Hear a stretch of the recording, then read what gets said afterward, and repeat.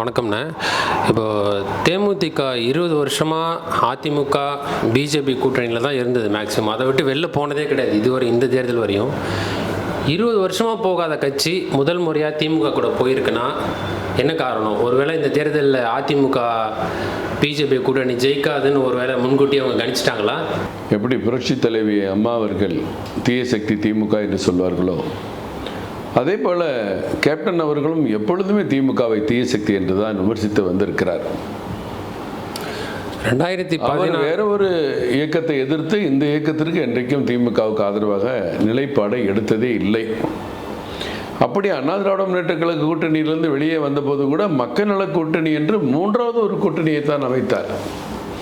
அதற்கு பிறகு பாஜக கூட்டணி 2014 மீண்டும் அதிமுக பாஜக கூட்டணி, மீண்டும் பாஜகவிலிருந்து கூட்டணி இல்லாவிட்டாலும் அதிமுக கூட்டணி என்று நீங்கள் சொன்னது போல ஒரு 15 17 ஆண்டுகள் தொடர்ந்து திமுகவுக்கு எதிரான நிலையிலேயே அரசியல் செய்து பிரச்சாரம் செய்து திமுகவின் குறைகளை சுட்டிக்காட்டிய அன்பு சகோதரி திருமதி பிரேமலதா விஜயகாந்த் அவர்கள் இன்றைக்கு திமுகவுக்கு ஆதரவான நிலை எடுத்திருப்பது பலருக்கு அதிர்ச்சி எடுத்தது.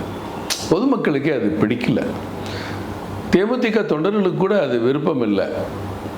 அது நிச்சயமாக ஒரு தோல்வியில் இருக்கக்கூடிய, தோல்வியை நோக்கி சென்று கொண்டிருக்கிற திமுக கூட்டணியில் கேப்டன் தொண்டர்களை போய் சேர்த்து வைத்திருப்பது மிகவும் தமிழக மக்களுக்கு ஒரு மனக்குறையை ஏற்படுத்தும். உங்கள்கிட்ட ஒன்றுபட்ட பாமக இல்லை, மருத்துவர் ராமதாஸ் அவர்கள் வரல, ஆனால் வீக்காக இருக்கிறது தேசிய ஜனநாயக கூட்டணி தான் அப்படின்னு சொல்லி திமுகவிலிருந்து தொடர்ந்து சொல்லிட்டு வராங்க. நாங்கள் ஆல்ரெடி ஜெயிச்சிட்டோம், 200+ நாங்கள் வந்துட்டோம், இனிமேல் வர கூட்டணியெல்லாம் எங்களுக்கு ஒரு பலம் சேர்க்குமே தவிர ஆல்ரெடி நாங்கள் ஜெயிச்சுட்டு இருக்கோம் அப்படின்னு சொல்கிறாங்க. 200க்கு மேலே ஜெயிச்சிட்டாங்கன்னா எதுக்கு டெய்லி மாநாடு போட்டுட்ருக்காங்க? டெய்லி மாநாடு போட்டிருக்கீங்க, கூட்டணிக்கு வெளியே இருந்த தேமுதிக கட்சியில் சேர்க்குறீங்க. இதெல்லாம் உங்கள் பலவீனம் இல்லையா? 200 இடங்களுக்கு மேலே ஜெயிக்கிறதுக்கு முடிவு பண்ணியாச்சுன்னா அப்புறம் எதுக்கு நீங்கள் பயப்படுறீங்க? எதுக்கு டெய்லி மாநாடு? அதான் ரஜினியை கொண்டு வர முயற்சி செஞ்சாங்க, அவர் வரல, தப்பிச்சிட்டாரு. இப்போ விஜய் கொண்டு வந்து நிறுத்திருக்கிறதே அவங்க தான். திருமாவளவனே சொல்கிறாரு, பிஜேபி பெற்றெடுத்த பிள்ளைகள் விஜயும் சீமானும். இது விஜய் மேலே வச்சுட்டு இருக்க குற்றச்சாட்டு. விஜயும் சீமானுக்கு தனியாக நிற்கிற சக்தி இருக்குது, திருமாவளவன் அவர்களுக்கு இருக்கா? அவங்க தனியாலாம் நிற்கிறாங்க, பிஜேபி கூட கூட்டணியில் நிற்கிறாங்க. நாங்கள் பிஜேபி ஆதரிக்கிறோம்னு சொல்கிறாங்களா? கற்பனையில் கட்டுக்கதைகளை அவிழ்த்து விடுகிறாங்க. சீமான் 234 தொகுதியிலும் போட்டிடுறாரு, பிசிகா 234 தொகுதியிலும் போட்டியிட முடியுமா?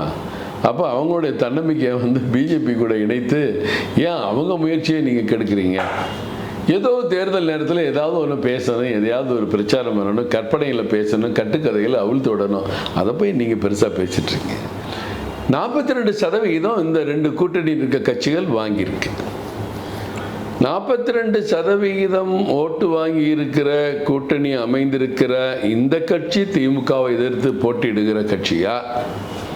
இன்னும் தேர்தலிலே போட்டியிடாமல் என்ன வாக்கு வங்கி என்று தெரியாமல், எந்த பிரிவு ஆதரவு கொடுக்க போறார் என்று தெரியாமல், பாஜகவையும் கொள்கை எதிரி திமுகவையும் எதிரி என்று சொல்லி அந்தரத்தில் ஊசலாடி கொண்டிருக்கிற புதிய இயக்கம் பறக்க துடிக்கிறார்கள். ஆட்சி அமைப்போம் என்கிறார்கள், வெற்றி பெறுவோம் என்கிறார்கள், பாராட்டுகிறார்கள். ஆனால் யார் போட்டி? இன்றைக்கு ஆட்சியில் அமர்ந்திருக்கிறவர்கள் போட்டியா? இல்லை அவர்களை எதிர்த்து 75 சட்டமன்ற தொகுதிகளில் வெற்றி பெற்று சட்டமன்றத்துக்கு சென்று கொண்டிருக்கிற இந்த கூட்டணி போட்டியா? நீங்கள் நல்லா யோசிச்சு பார்க்கணும்.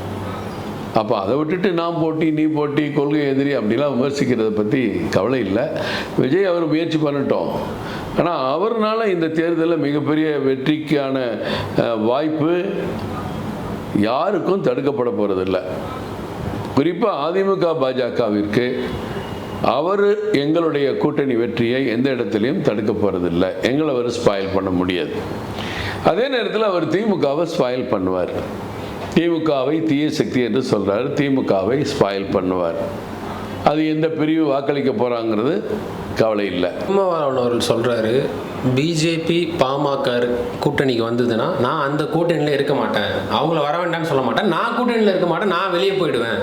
பாமகவும் பிஜேபியும் வந்ததுன்னா அந்த கூட்டணியில் இருக்க மாட்டேன்னு இப்படி வெளிப்படையாக ஒரு அறிக்கையை சொல்கிறாரு. என்னங்க சும்மா ஏதாவது ஒரு டெய்லி பேசணும், அவர் உங்களை மாதிரி நிருபர்கள் ஏதாவது கேட்குறீங்க, அண்ணன் திருமாவர்கள் அடிக்கடி இது மாதிரி பேசுகிறார். பிஜேபி எப்படிங்க அங்கே போவாங்க? அப்போ சும்மா கற்பனையில் பேசுகிறது தானே. பிஜேபிக்கும் உங்களுக்கு கூட்டணியில் வர பிடிக்கலாம். நீங்கள் ஏற்கனவே பல ஆண்டுகளாக எதிர்கட்சிகளை தானே பேசிகிட்டு இருக்கீங்க. அவங்களோட எப்படி பிஜேபி சேர முடியுங்க? சேர முடியாது. நட்பாக இருக்கலாம், பார்க்கலாம், பேசலாம், சிரிக்கலாம், பழகலாம். கோபுரங்களை பார்க்கும் பொழுதெல்லாம் ஆபாச பொம்மைகளாக தெரிகிறதுன்னு சொல்கிறாரு. அவரோட கோயிலை பார்க்கும்போது ஆபாச பொம்மைன்னு சொல்கிறவரை நம்ம எப்படிங்க கூட்டணி நாங்கள் சேருவோம்? அந்த கற்பனைலாம் இல்லைங்க, அதுக்கு இடமே இல்லைங்க. 1999 பிஜேபி கூட்டணியில் இருந்திருக்கிறாரு இவர் மூப்பனார் அவர்கள். இப்போ நீங்கள் அப்போ இருந்திருப்பார். இப்போ இருக்கிற நிலை, அதுக்கு பிறகு கடந்த 17-18 ஆண்டுகளாக நிலை நிறைய மாறி இருக்கு. அவர் விமர்சனங்கள் கடுமையாக வைக்கிறார் பிஜேபி மேலே. பிஜேபி தொண்டர்களை குறை சொல்லி பேசுகிறாரு, பிஜேபி தலைவர்களை குறை சொல்லி பேசுகிறாரு. அதுக்கான வாய்ப்பே இல்லைங்க. திருப்பரங்குன்றத்தில் தீபத்தூணில் தீபம் ஏத்தரன்னு நீதிமன்றங்கள் சொன்னால் கூட அதை மறுத்து பேசுகிறாரு, அதை கண்டிக்கிறாரு. அப்படிப்பட்டவங்களும் எப்படி கூட்டணி வரும்? இனி அது எங்கள் தலைவர்கள் தான் முடிவு பண்ணணும். திருப்பரங்குன்ற விஷயத்தை மட்டும் ஏன் பிஜேபி இந்த அளவுக்கு, பிஜேபி ஆகட்டும் திமுக ஆகட்டும், ரெண்டு கட்சியுமே இதை ஒரு பெருசாக்கி பாராளுமன்றம் வரையும் வெடிக்குது இந்த விஷயம்னா, ஏன் மற்ற பிரச்சனைகள் கொண்டு வர முடியல? அவங்க சொன்னதுக்கு ஏற்றாப்புல திருப்பரங்குன்ற விஷயம் தான் பயங்கரமாக பற்றிக்கிட்டு இருக்குது. அது பாராளுமன்றம் வரையும் போகுது. மோடி அவர்களே திருப்பரங்குன்ற கோவிலுக்கு வரக்கூடிய சூழ்நிலை இருக்குன்ற மாதிரிலாம் சொல்கிறாங்க. மோடி அவர்கள் திருப்பரங்குன்றம் மட்டும் வந்தார், ஸ்ரீரங்கம் போனார், ராமேஸ்வரம் போனார், கங்கை கொண்ட சோழபுரம் போகிறாரு, எல்லா கோயிலுக்கும் தானே போகிறாரு. புதுசாக இந்த கோயிலுக்குமே தமிழ்நாட்டில் போகிறதில்ல, திருப்பரங்குன்றத்துக்கு மட்டும் போகிறாருன்னா நீங்கள் பேசலாம், கதை விடலாம், கற்பனையில் பேசலாம். எல்லா கோயிலுக்கும் போகிறவர் திருப்பரங்குன்றத்துக்கும் போகிறாரு. திருப்பரங்குன்ற விஷயங்கிறது என்ன சாதாரண விஷயமா? பட்டாசு வெடிக்கிற விஷயமா? மக்களோட உணர்வுகள் இல்லையா? தமிழ்நாட்டில் இருக்க 85% இந்து மக்களுடைய உணர்வுகள் இல்லையா? உங்களுக்கு வேணால் மரக்கட்டையாக இருக்கலாம், நீங்கள் உணர்ச்சியே இல்லாமல் இருக்கலாம். இதுக்கு பதிலுக்கு பதில் பேசணும். இஸ்லாமியர், கிறிஸ்தவர்கள், இந்துக்களுக்கெல்லாம் சிண்டு மூடி விடணும், இதான திட்டம். அப்படி சொன்னோன்னா நான் ஒருத்தர் என்ன பண்ணுவேன், நீங்கள் வக்போர்டு பிரச்சனைக்கு நீங்கள்லாம் கொந்தளிக்கலையா அப்படின்னு பேசுகிறதா? ஆகா பாருங்கள், முஸ்லீம் எதிர்த்து பேசுகிறாங்க. இப்படி தானேங்க கெட்ட எண்ணத்தில் தானேங்க தமிழ்நாட்டில் அரசியல்வாதிகள் அரசியல் பண்ணிகிட்டு இருக்காங்க. திருப்பரம் 85% மக்கள் வாழ்கிற இந்த தமிழகத்தில், இந்து மக்கள் வாழ்கிற தமிழகத்தில் தைப்பூசத்துக்கெல்லாம் நீங்கள் பழனி பக்கம் போய் பார்த்துருக்கீங்களா? லட்சக்கணக்கான பேர் காவடி தூக்கிட்டு குழந்தையிலேருந்து பெரியவங்க வரைக்கும் ரோட்டில் வெயிலில் செருப்பு போடாமல் நடந்து போய் சாமி கும்பிட்ற காட்சி நீங்கள் பார்த்துருக்கீங்களா? எங்கே பார்த்தாலும் அது திருவண்ணாமலையாக இருக்கட்டும், திருப்பதியாக இருக்கட்டும், சபரிமலையாக இருக்கட்டும், ராமேஸ்வரமாக இருக்கட்டும், மதுரை சித்திரை திருவிழாவாக இருக்கட்டும், ஆன்மீக தலைத்த பூமிமா அது.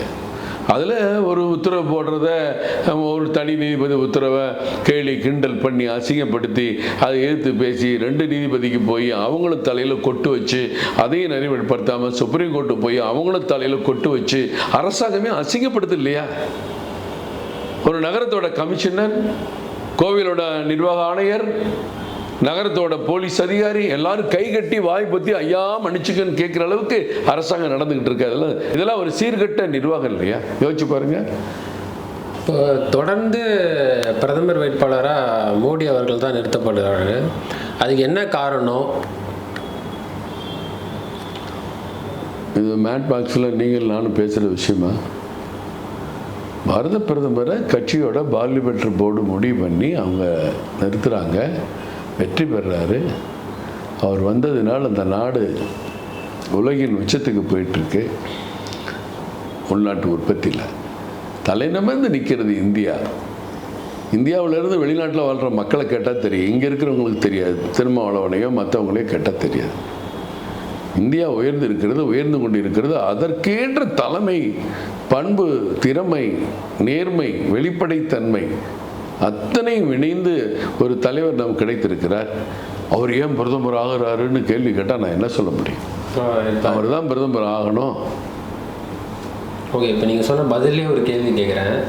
சிறப்பாக செயல்பட்டார் மோடி, அதனால் தொடர்ந்து மோடி அவர்களுக்கு பிரதமராக நிப்பாட்டுறாங்க, அவரும் ஜெயிச்சு வர்றாரு. அதே தமிழ்நாட்டில் பிஜேபி ரொம்ப ஓட்டு சதவீதம் இல்லாமல், ஒரு முன்னேற்றமே இல்லாமல் இருந்தது. அண்ணாமலை அவர்கள் 11% வாக்கு வந்துச்சு. கடைசியாக 11% கொண்டு வந்து நிறுத்தினார் அண்ணாமலை அவர்கள். அப்படி ஒரு வளர்ச்சி கொண்டு வந்த அண்ணா காலையில் எதிர்கட்சி தலைவராக எடப்பாடி பழனிசாமி அவர்கள் சட்டமன்றத்தில் இருந்தாலும் இவர் தான் எதிர்கட்சி தலைவர் மாதிரி செயல்பட்டு இருந்தார். அப்படி நல்லா சுறுசுறுப்பாக இருந்த தலைவரை எதுக்காக தூக்குனீங்க? ஏன் அவருக்கு தொடர்ந்து வாய்ப்பு கொடுக்கல? மோடி அவர்களுக்கு கொடுக்குறீங்களே, 3 முறை கொடுக்குறீங்களே, இவரு கொடுத்துருக்கலாமே. இது அதிமுக எடப்பாடி பழனிசாமி அவரோட அழுத்தத்தால் கொடுத்ததான்ற எல்லாருக்குமே இந்த கேள்வி இருக்கு. எல்லாருமே சந்தேகப்படுறாங்க இந்த ஒரு விஷயத்தை. செயல்படாத ஒரு தலைவரை தூக்கி போட்டால் சரி, ஒரு செயல்பட்டு இருக்க தலைவரை, ஒரு கட்சியை வளர்த்து எடுத்துட்டு வராரு இளைஞர், ஒரு இப்படிப்பட்ட ஒரு பதவியை விட்டுட்டு இப்போ வந்திருக்காரு தலைவரா அப்படின்னா எதுக்காக அவரை விடணும்? நீ கேட்குற கேள்வியும் முற்றிலும் தவறானது. மாநில தலைவர்கள் 3 ஆண்டுகளுக்கு ஒரு முறை மாற்றப்படுவது இயல்பான ஒன்று. நல்லா புரிஞ்சுக்கணும். இது பாஜகவின் இந்தியாவில் உள்ள அனைத்து மாநிலங்களுக்கும் இது பொருந்தி இருக்கிறது. நீங்கள் எல்லா மாநில தலைவர்கள் பட்டியல் எடுத்து பார்த்தீங்கன்னா தெரியும். அரசியல் அன்றாடம் உருவாகிற சூழ்நிலைக்கும் அமைப்பு ரீதியான பணிகளுக்கும் எந்த தொடர்பும் பிஜேபியில் இருக்காது. 3வது, இன்றைக்கும் தொடர் அரசியலில் தினசரி பத்திரிகையாளர்களை சந்தித்து கருத்துக்களை முன்னாள் தலைவர் திரு அண்ணாமலை முழுவீச்சில் செய்து கொண்டிருக்கிறார். இப்போது இருக்கிற மாநில தலைவர் திரு நயினா நாகேந்திரன் அவர்களோடும் மற்ற தலைவர்களோடும் தொடர்ந்து கருத்து பரிமாற்றத்தில் இருக்கிறார்.